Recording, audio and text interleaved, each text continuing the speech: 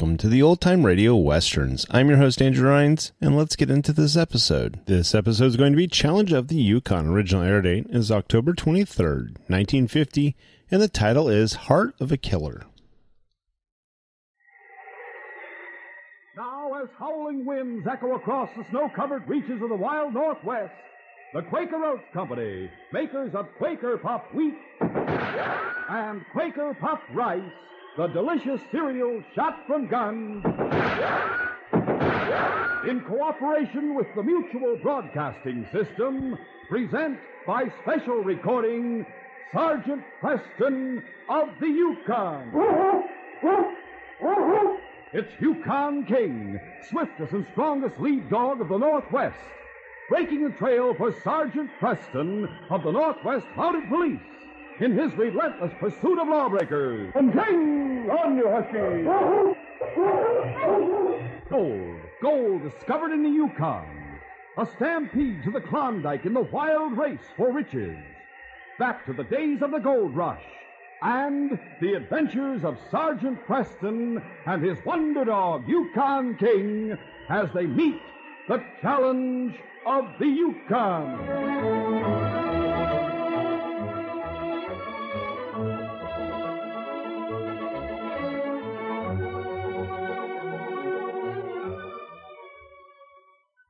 Our adventure will begin in just a moment.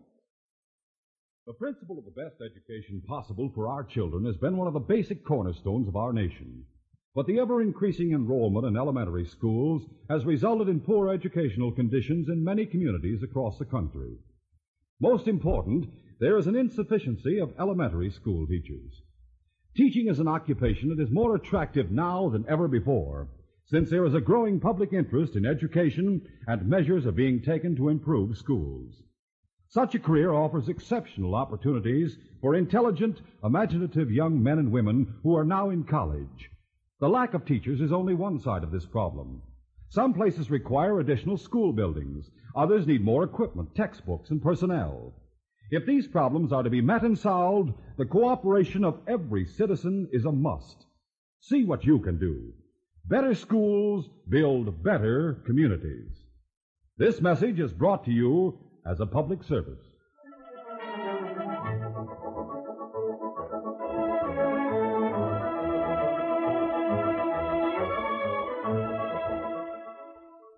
Sergeant Preston of the Northwest Mounted Police was seated in the inspector's office in Dawson City. I know you just returned from patrol duty north of here, Sergeant, but I'm afraid you'll have to leave Dawson immediately on another assignment. Well, that's all right with me, sir. Where to? Whitehorse.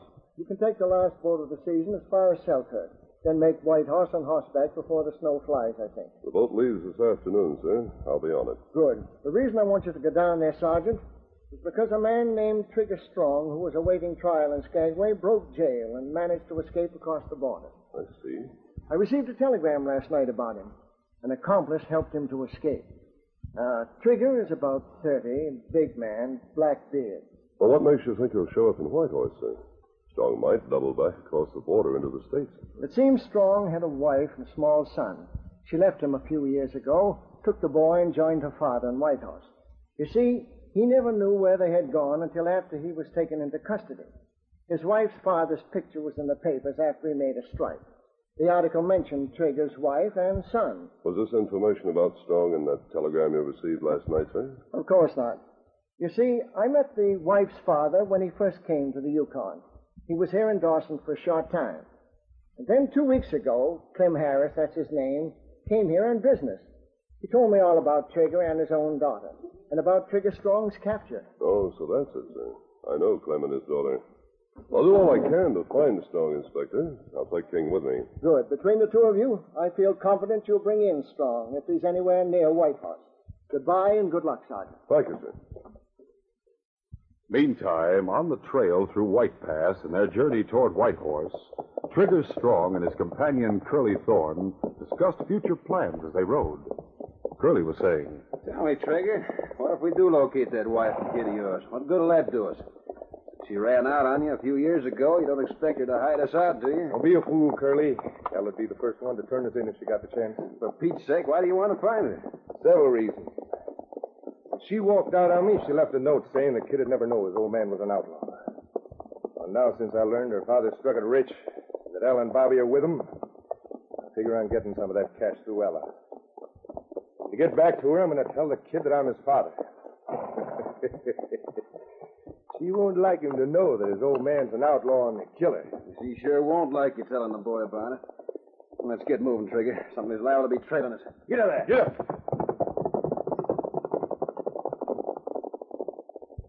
When Trigger and Curly reached the vicinity of Whitehorse, they searched around until they found a deserted cabin on a side trail where they decided to set up quarters. Curly rode to town for supplies and to scout for news. When he returned, he brought some information.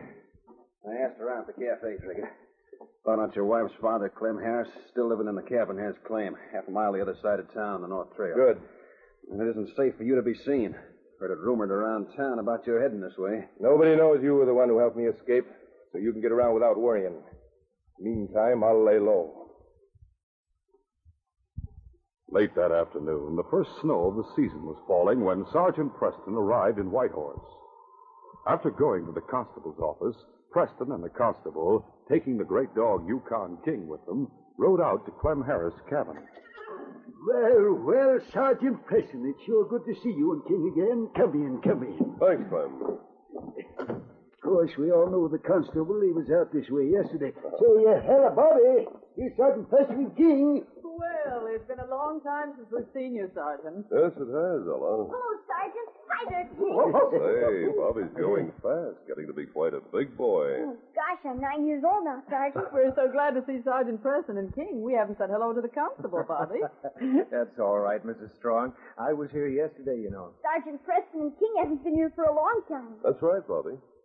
Golly, Sergeant, you must have a new whistle. That's a gold-colored one. Your old one was silver-colored. Yes, this is a new whistle. Sergeant Preston's being modest about that whistle. It's made of pure gold, Bobby. Pure gold.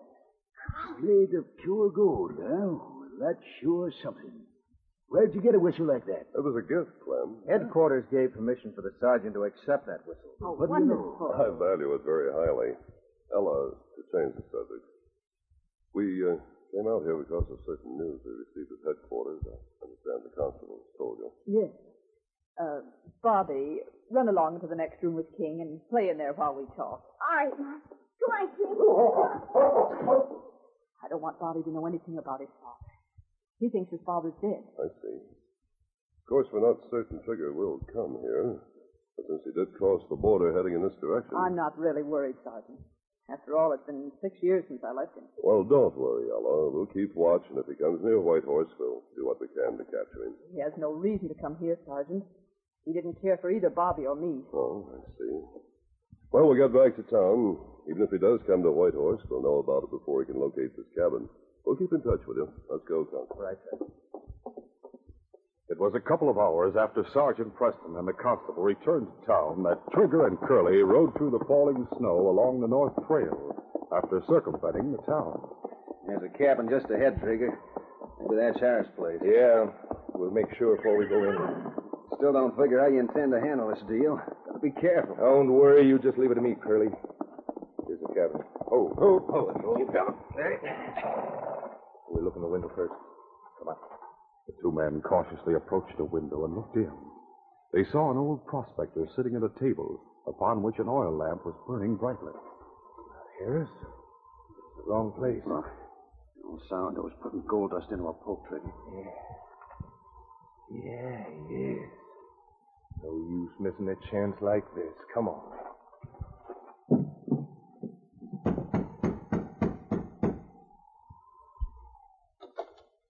Howdy, strangers. What can I do for you? We're looking for somebody who lives out this way. Better let us step in out of the snow for a minute. Now, Come wait a on minute. in, Curly. Right, look here. You tell me whose cabin you're looking for. Sure, we're heading for the Harris cabin. Oh. It's just up the trail a short way. You can get there in 5 minutes. We'll be leaving in a minute. But I figure we might as well take along that poke of gold dust on the table. Now, Curly? Yeah, might as well. Now, hold on. I worked hard for that dust. I got it. So you're a couple of ornery crooks, huh? Said you were looking for the Harris cabinet. Great day. I bet one of you is Trigger Strong. I heard the news about you being headed this way. You know too much, you old coot. When the Mounties hear about this... Well, you won't tell them. This'll fix you. Oh! Man alive, you sure socked him with that gun, boy. Yeah, you won't do any talking tonight. Now we'll head for Clem Harris's place. Give my loving wife a pleasant surprise. Come on, Curly.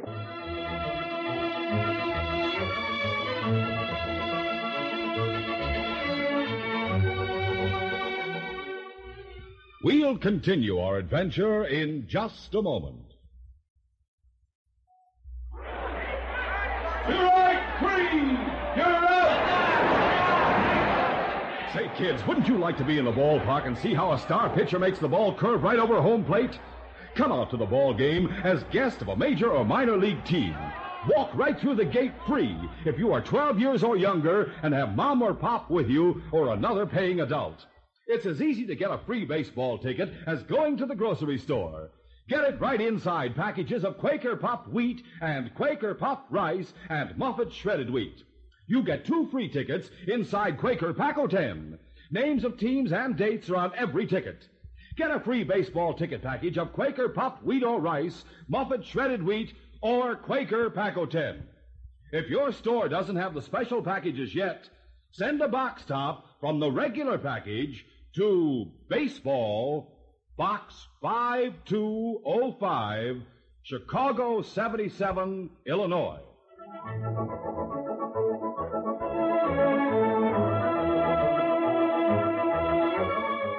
Now to continue. Leaving the prospector's cabin with a stolen poke of gold, Trigger and Curly rode to the Harris cabin. Ella'll get quite a shock when she sees me. Oh.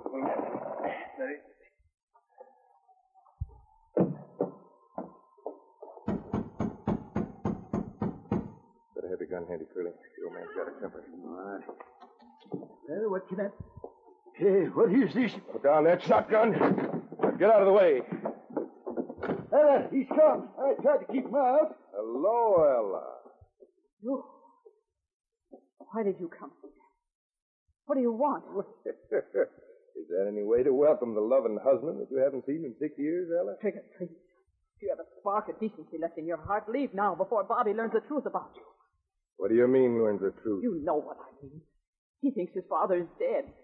It's far better that way. Oh, do you hear that, Curly? I'm dead. Seems like they were figuring to hang a ghost back there in Skagway. That's an odd one. No use talking about him having any decency, Ella. Fact is, he was born with a heart of a killer. Shut up. Where's that kid, Ella? I don't see him around. He went into his room a few minutes ago to play.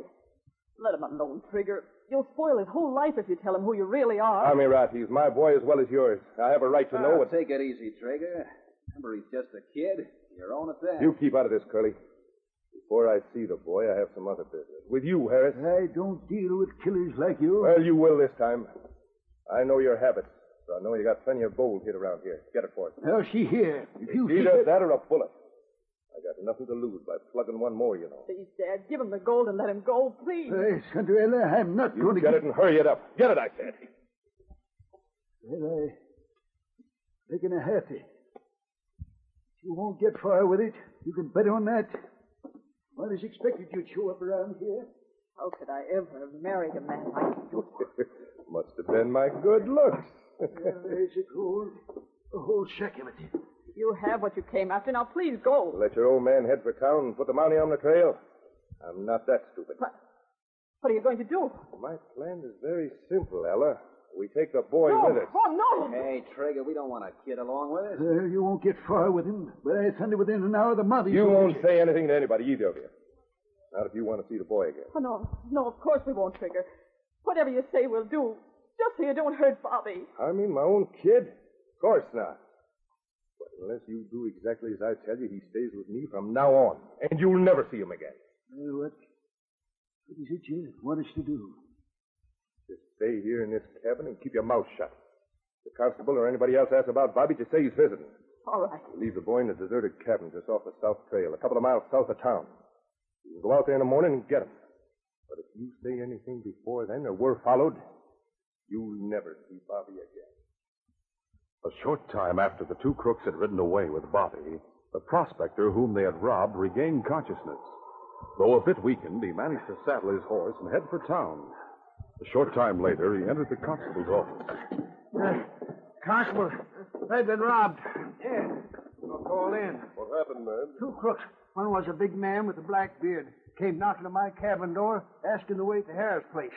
I figured it was Trigger Strong, and said so. They took my gold and socked me on the back of the head. Knocked me out for a while. You'd better see the doctor, Ned. The constable and I will hit the field to Clem Harris' cabin right away. Let's get going. Come on, King. The two Mounties with Yukon King made a hurried trip to Clem Harris' cabin. Hold on, steady. Come along, King. Frank, the snow's covered any tracks the cooks might have left. I know. We won't know if Trigger came here until we talked to Clem and Ella. That's right.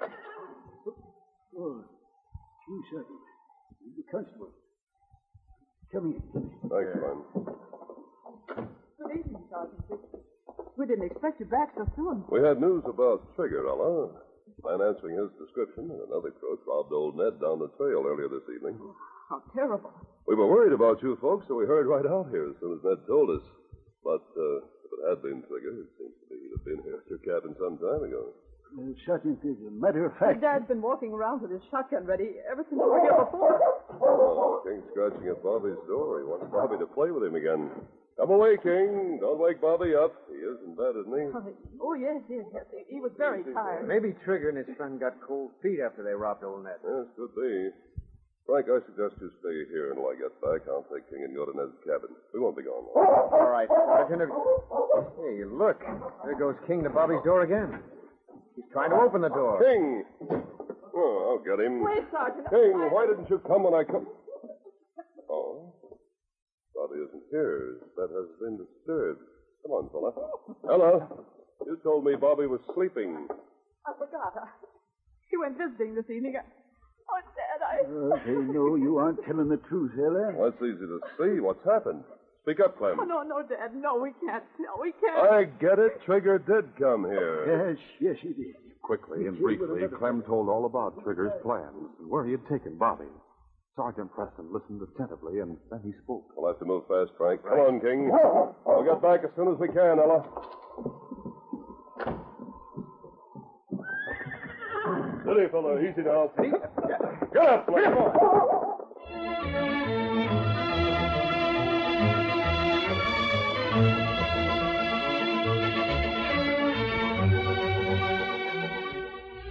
We'll continue our adventure in just a moment.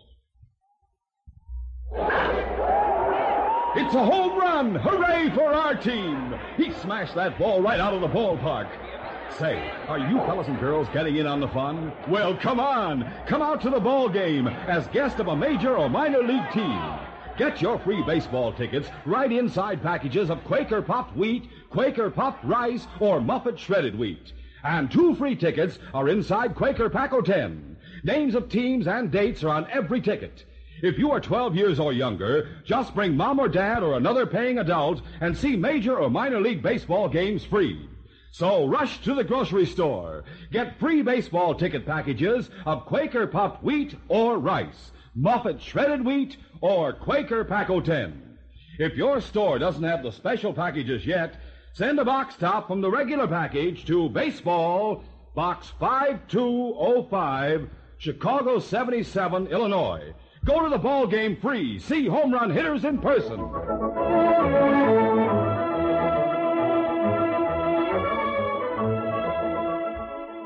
Now to continue. When Trigger and Curly arrived at the deserted cabin on the other side of town, they left their horses standing outside and took Bobby in. Golly, I don't like this cabin much. It's cold in here, too. Start a fire in the stove, Curly. The kid's cold. All right.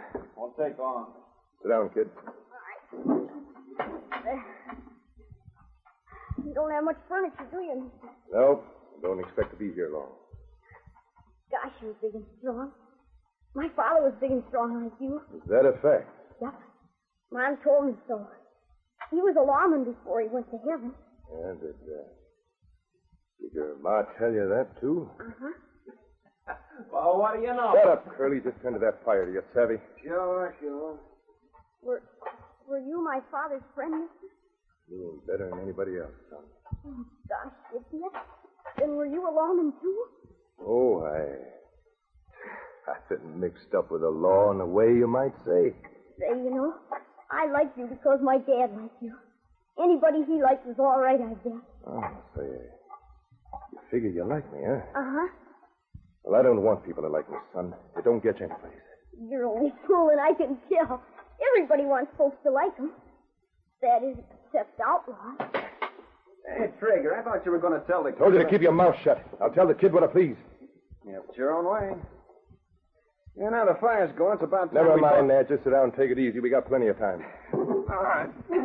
Say, kid, suppose your old man, I mean your pa, had been an outlaw. What then?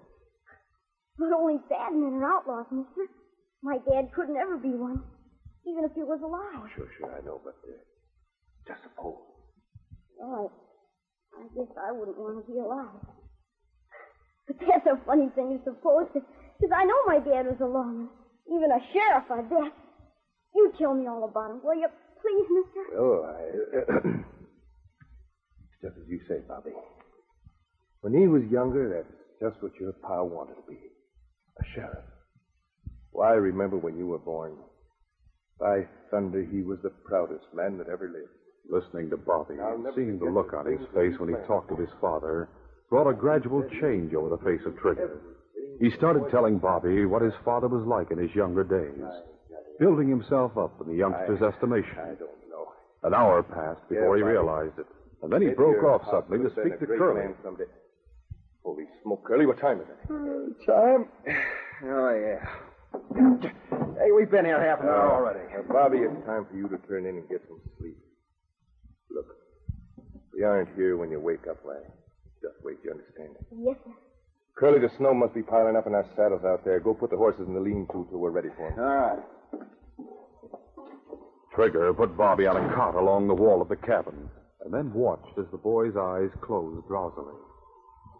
Meantime, Sergeant Preston and a constable saw the light in the deserted cabin, stopped behind some boulders a short distance away. Oh, Buggy. From here we can see the back of the cabin, Frank. You and King stay here. I'll go and make sure they're inside. All right. If they are, I'll give 2 blasts on my whistle and burst into the front door. You and King come on the double and cover the back. Right. Stay here, King. Preston moved with ready gun through the falling snow to the front of the cabin. He saw Trigger and Bobby through the front window. Then, moving to the door, he was about to give the signal when... Reach, Monty. Don't make any noise. All right. Drop the gun. Now, open the door and go in. I got your gun. Now, look who I found outside, Trigger. Mounty, huh? Was he alone? Yeah. Looked all around, didn't see anyone else. Spotted him when I came around from the lean-to. Keep your voice down. The kid's asleep. You sunk mighty low to pull that boy into this. Maybe. Curly will try and gag this, Mounty. This means we take the boy with us. Grab his arm. All right. Now I got it. Hey, what dropped on the floor? I don't know. Something bounced over near the cot. Forget it and tie him up tight. Here's some cord. Yeah, this'll hold him. One sound out of you, Mounty, and you'll be sorry. Hurry up, Curly, and then gag him. During the struggle, Bobby opened his eyes. He recognized Sergeant Preston at once. For a moment he stared, then was about to speak when Preston caught his eye and shook his head as a signal for silence. Then Preston spoke just as Curly reached for a handkerchief to gag him. That was my whistle that rolled over near the cot. If I'd had a chance to blow that twice, I'd have had help by now. Oh, so you got someone waiting outside, huh? Yeah, but nowhere near the cabin, Trigger. I saw him walk from some boulders off to one side. Came around to the off side of the cabin and grabbed him. We can get away out front, all right. And now for the gag. Bobby looked over the edge of the cot and saw the gold whistle. Still unobserved by the outlaws, the boy reached out and picked it up. And then suddenly he blew it twice. Hey! What the kid, he blew the whistle. And a little where? Get away from him! No! Hey, what's the idea? Kid blew that whistle. Never mind that. Have your gun ready. We're going out of here. Another Mounty. As Curly aimed at the constable, Bobby jumped from the cot and ran forward, grabbing the outlaw's legs and spoiling his aim, and knocking him against Trigger. Good boy, Bobby. I'll settle him. Why do you ask for this? Trigger didn't see the great dog, King, who sprang forward suddenly. Oh, my arm! Get him off the dog! Run, fellow. Watch him, boy. How did you signal when you were tied up like that, Sergeant? I didn't. Bobby blew the whistle. Oh. Untie me and we'll go back to Harris' cabin and leave Bobby. Then we'll get these two to town. Later, the two Mounties arrived at the Harris place with Bobby and the two outlaws. As they stood in a group, Ella exclaimed, Thank heaven you're here. Bobby, what did he tell you about your father? Lots of things. Good things, Mom. What? He said he was a friend of Dad's. But I guess he must have been one of the outlaws Dad used to chase. He was so nice to me, I didn't think even for a minute he was an outlaw. I see. Well, come, Bobby. You must go into your room to bed now. So long, son. Sorry you found out I'm not as good as you say your dad was. Goodbye, Mr. Trigger.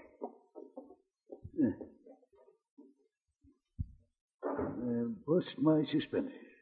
If there isn't a soft spot even in the heart of a killer. He didn't tell Bobby. Oh, shut up.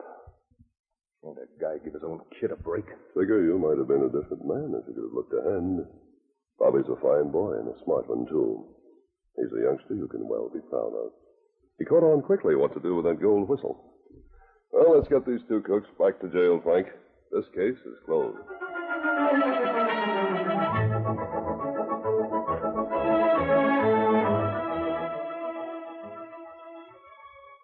We'll return in just a moment with a word about our next exciting adventure.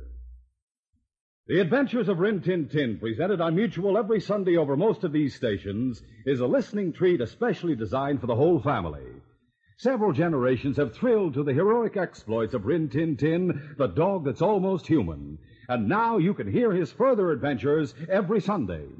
The new series of Rinty's adventures are laid in the colorful and legend-filled era of the pioneer West. His young master is Corporal Rusty, stationed at Fort Apache. During the troublesome post-Civil War era, the Army cavalry finds plenty of action in keeping under control the renegade Indians who set fire to the early settlers' cabins. And as members of the Fort Apache Cavalry Unit, Corporal Rusty and Rin Tin Tin are engaged in many stirring escapades. Make sure your family enjoys the pleasurable listening on the Adventures of Rin Tin Tin, presented by Mutual every Sunday over most of these stations.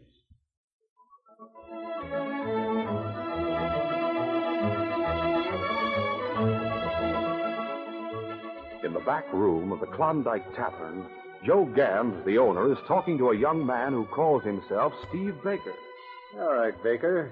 You want to join my gang? I give you a chance to prove yourself. What do you want me to do? Sergeant Preston just arrived in Gold Center, looking for you and Stagg Lisbon. He's planning to stick around. Unless we get rid of him, he's apt to gun things up for us when we pull off that holdup. So, I want you to kill Preston. Tonight.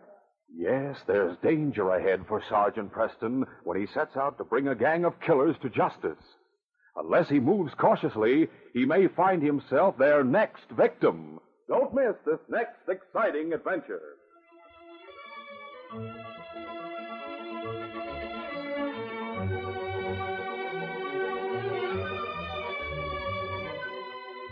These Sergeant Preston of the Yukon Adventures are brought to you every Monday through Friday at this time by the Quaker Oats Company, makers of Quaker Puffed Wheat and Quaker Puffed Rice, the delicious cereals shot from guns.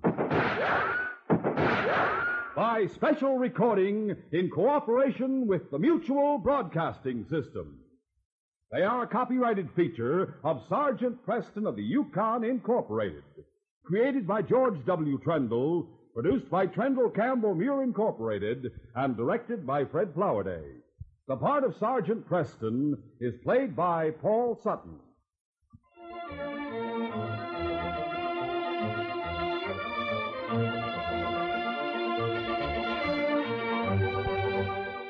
This is J. Michael wishing you goodbye, good luck, and good health from Quaker Puffed Wheat and Quaker Puffed Rice.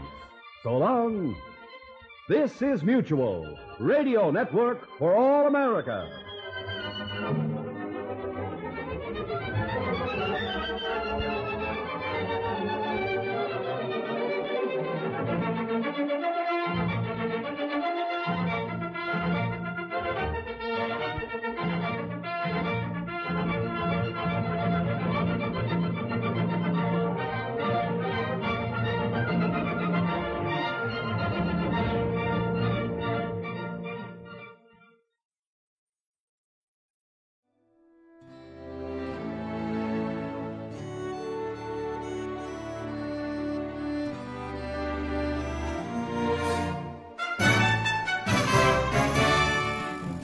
This has been a presentation of OTRWesterns.com, and we hope you enjoyed. Please take some time to like and rate our shows in your favorite podcast application.